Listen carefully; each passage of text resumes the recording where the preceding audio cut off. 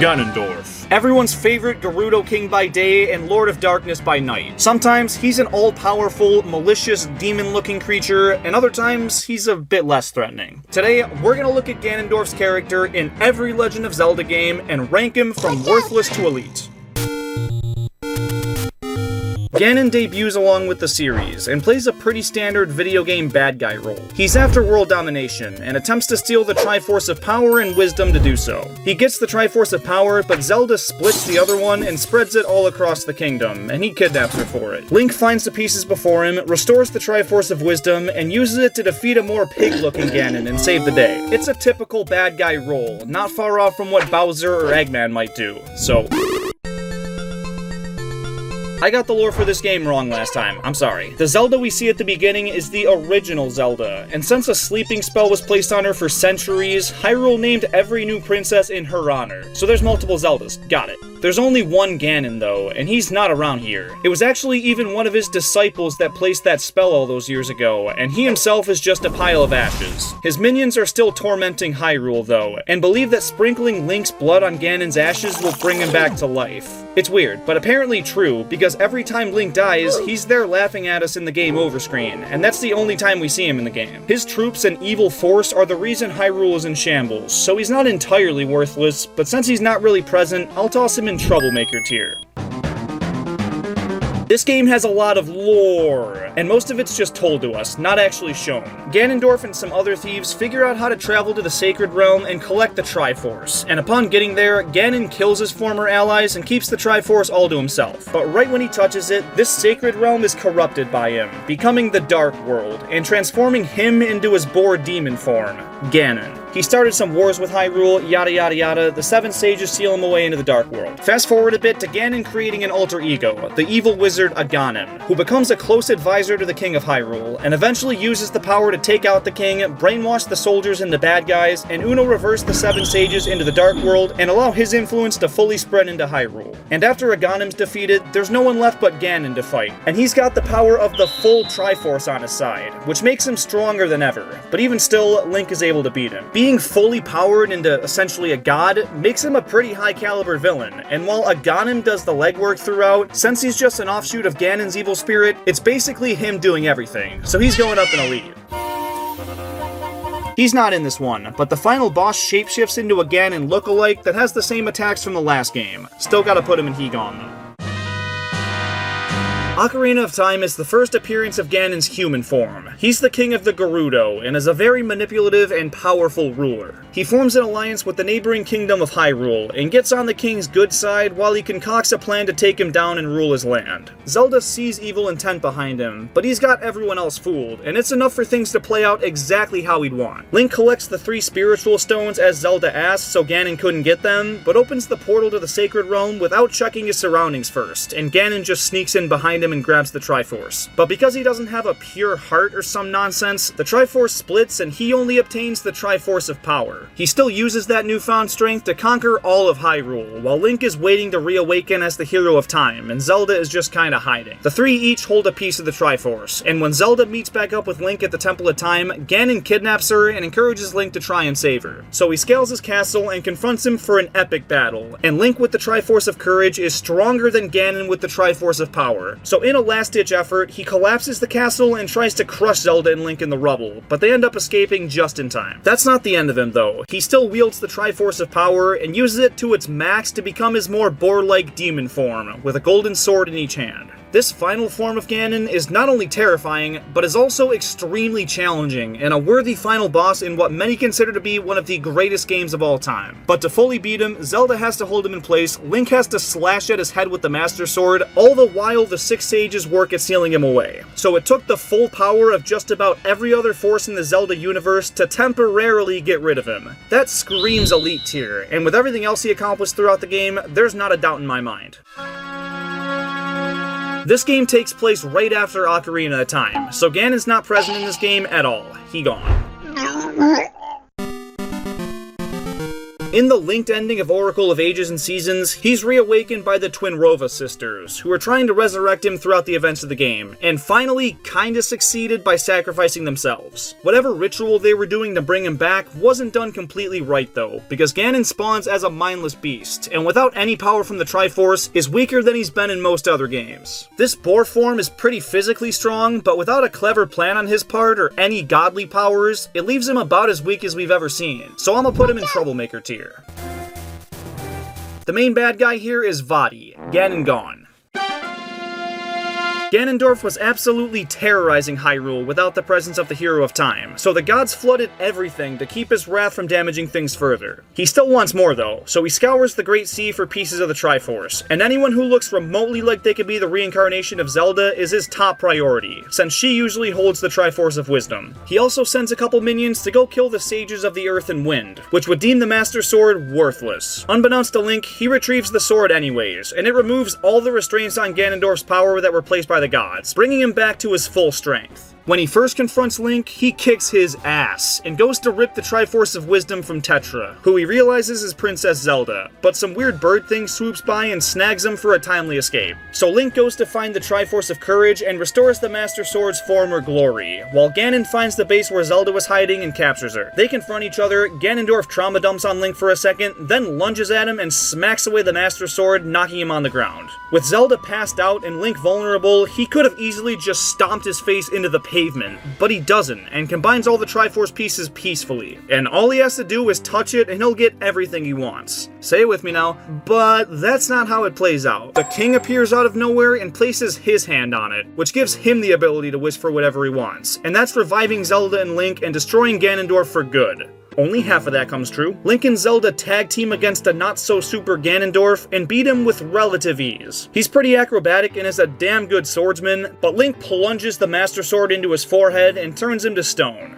Just like in Ocarina of Time, everything plays out exactly as Ganondorf needed, but he lets his guard down at the most pivotal moment and costs himself access to ultimate power. So we never fight Ganon at full strength. He gets awfully close and throws around the main characters like ragdolls for most of the game, but fumbles it in the end and doesn't seem all that menacing throughout the game. He seems more collected and mellow than usual, and way less violent, literally saying to Link that he won't kill him. So although he doesn't look like it, he'll go pretty menacing.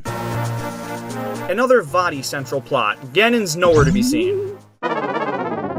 This is when the timeline gets tricky, but after Twilight Princess, we get a new incarnation of the Demon King, and he's pretty much the same as usual. He tricks Link into releasing Vaati, who distracts him for most of the game, while he defeats the Knights of Hyrule, turns them into demons, and opens a gateway to the Dark World through corrupting the Royal Jewels. We don't really see him until the very end of the game though, where he's in massive boar mode and holds the Triforce of Power, so he's pretty damn strong. For a Ganondorf role, it's pretty typical, but that's because he's an above average villain in general, so this game still belongs at least in pretty menacing.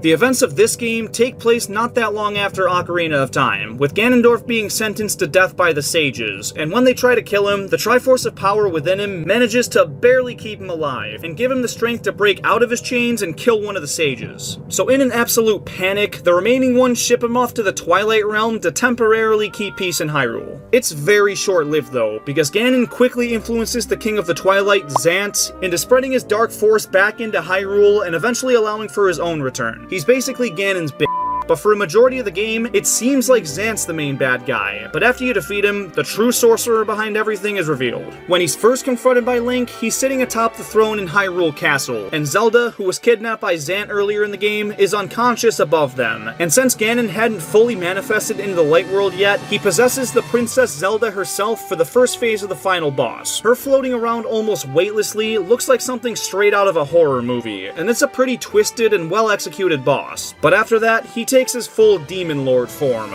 looking less boar-like as he did previously, and going for a full-on mythical nightmare aesthetic, and it works really well. And that's still not the last phase. Midna was seemingly finishing him off for good with some kind of light spear as the screen faded to white, but it comes back with Ganon on horseback ready to fight some more. This dude just doesn't stop, so Zelda and Link pursue him on horseback, shooting light arrows at him as they go, and finally knock him off, only to set up one final phase where it's Ganon v Link in sword-to-sword combat. A lightning storm ensues, and the two clash their blades with all their might, until Link is able to mount him and stick his sword right through his chest. But even defeated, he stands back up with the last ounce of strength he has to die with dignity. This dude is a f***ing menace. He looks and feels more sinister than ever before, from start to finish. Maybe it's the gritty visuals or the darker tone of the story overall, but this Ganon is in a tier of his own, and is as high of an elite as I could possibly make him. Both Phantom Hourglass and Spirit Tracks take place in the same timeline as the Wind Waker, where he was already turned to stone and left to rot underwater. So he gone and he gone. Ganon's not directly in this game, but the main villain, Demise, is revealed to be the origin of Ganon, who spawned from the demon's pure hatred and malice towards Zelda and Link. Still, we're not ranking Demise, so he gone. This game introduces a new villain, Yuga, and he's doing most of the bad stuff himself. Ganon's once again not alive for a majority of the game, but after Yuga captures all 7 sages and portraits, he uses their power to resurrect Ganon and merge with him to form the Demon King Yuga Ganon, or Yuganon. Together, they have 2 pieces of the Triforce, Ganon's Triforce of Power and Hilda's Triforce of Wisdom, which she stole from Zelda. He's stupid strong, and this is an awesome final boss, but since Ganon wasn't the one cooking up this scheme and Yuga gets most of the credit, I'm gonna have to put him in typical bad guy. And he gone in Triforce Heroes, so on to the most recent incarnation of Ganon. Breath of the Wild introduces Calamity Ganon, which is the raw evil force that manifested itself into every past version of Ganondorf. Most of the big story elements take place via flashback. It shows us how Calamity Ganon rose to power 100 years ago, and how he corrupted the Divine Beast into fighting for him, and took control of the Guardians specifically designed to defend against him. All of that causes the kingdom to fall to ruin, but before he completely wipes it off the face of the earth, Zelda holds him in gridlock within Hyrule Castle. Hold up, this little girl with no Triforce power is strong enough to match his power for 100 years straight? That's not a good look for him, but I digress. Link eventually fights the demon in Hyrule Castle, where he takes the form of a giant monster, made out of a bunch of Sheikah technology parts and malice. After you beat him, he transforms into Dark Beast Ganon, which is more reminiscent of his previous boar forms, but Zelda and Link work together and do somehow win the fight. This Calamity Ganon is way more powerful feeling than ever before. I mean, throughout the entire game, you can see the corrupted castle off in the distance, knowing you can't stop it yet. And when you actually do fight him, he's massive, and honestly pretty scary. This one's an easy elite. Cue the sequel. Ganondorf in Tears of the Kingdom trumps all his previous performances, bar none. It starts off about as well as it could for him. Zelda and Link discover him underneath Hyrule Castle in some ruins, and when he reawakens, a bunch of gloom shoots out of him, and when Link goes to deflect it with the Master Sword, aka the one that seals away darkness, it deteriorates along with Link's sword-wielding arm. Zelda falls down a chasm, and Link is just barely saved by some weird arm that later becomes his own. Oh, and Hyrule gets launched into the sky. That's a solid start, and he has a ridiculous amount of power, being able to create doppelgangers of anyone he wants and spawn all-powerful armies out of thin air. He's way more prominent in this game than he was in Breath of the Wild, being fought multiple times as Phantom Ganon and at the end of the game as his fully recovered human form. This fight is incredible. It's similar to the last phase of the Twilight Princess fight, but somehow tops it in every possible way. Ganondorf is a master swordsman, and having a duel against Link is the best way these two could possibly fight. And the elongated health bar for the second phase was awesome, and made the other bosses in the game just pale in comparison. And that includes the final phase of this battle, where he turns into a giant dragon for some reason. I guess it incorporates the sky theme of this game, which is cool, but not as threatening as other Ganon bosses, especially the one you just finished. But still, he has Hyrule in the palm of his hand, and it takes the combined effort of Zelda, Link, and all the other good guys to stop him. It is absolutely going up in elite. This game's not out at the time of making this video, but I figured I'd at least mention it so people aren't yelling at me about it a couple months from now. We don't know everything yet, but it looks like Ganon's beast form is making a return, and despite losing to Link at the beginning of this trailer, he drags him down with him, and leaves only Zelda to save the day. Kidnapping the usual hero of Hyrule is a good start, and is looking like it's going to be at least a pretty menacing tier. And there you have it. Real quick, if you take your Nintendo Switch on the go a lot and wish it was easier to lug around, you gotta ditch that clunky old dock. It's bulky, flimsy, and really doesn't have a good reason to be. And Accelerate Gaming's portable dock is the solution you've been waiting for. It cuts the unnecessary plastic of Nintendo's and gives you a sleek, durable, and very portable alternative. And it's only 20 bucks, so if you want to enhance your Switch setup and support this channel, go grab one now and use code JeremyK to get an additional 10% off your order. There's a very limited amount of uses on that, so redeem it while you can. And if you disagree with me on any of the rankings in this video, leave your takes down in the comments.